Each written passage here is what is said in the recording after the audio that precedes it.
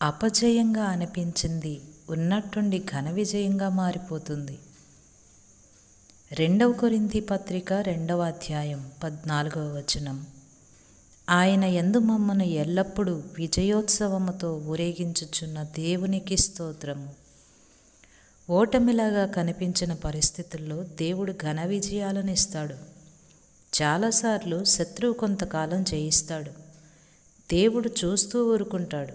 కానీ మధ్యలో కలిగించుకుని శత్రువు ప్రయత్నాల్ని పాడు చేసి అతనికి అందుబాటులో ఉన్న విజయాన్ని లాగేసుకుంటాడు. దుష్టుల మార్గాన్ని దేవుడు తల్లకిందులు చేస్తాడు అని బైబిల్లో రాసి ఉన్నట్టు ఇది జరుగుతుంది.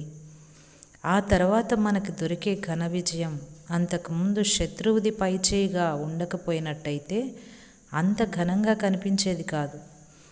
3 యోధా యువకుల్ని మండుతున్న అగ్నిగుండంలోకి పడేసిన కథ మనకి తెలుసు కదా.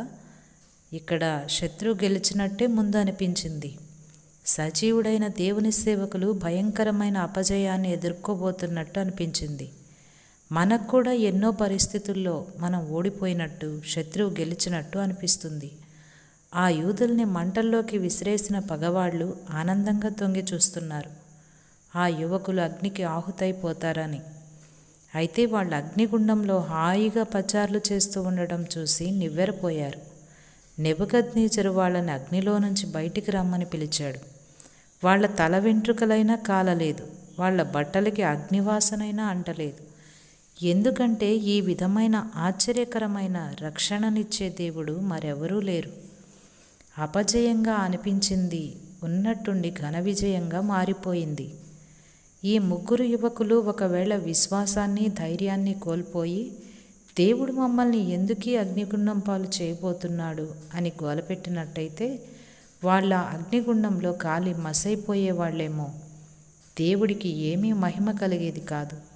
ఇప్పుడు నీకేదైనా గొప్ప శోధన ఉన్నప్పుడు దాన్ని నువ్వు పరాజయంగా స్వీకరించొద్దు. విశ్వాసంతో అలానే సాగిపోతూ ఉండు. నిన్ను విజేతగా నిలబెట్టగలవాని పేరిట విజయాన్ని ఆశించు.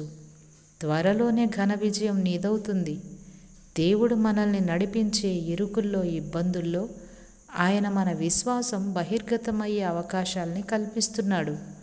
ఆ విశ్వాసం ద్వారా మనం ఆశీర్వాదకరమైన ఫలితాల్ని పొంది ఆయన్ని ప్రస్తుతించాలి.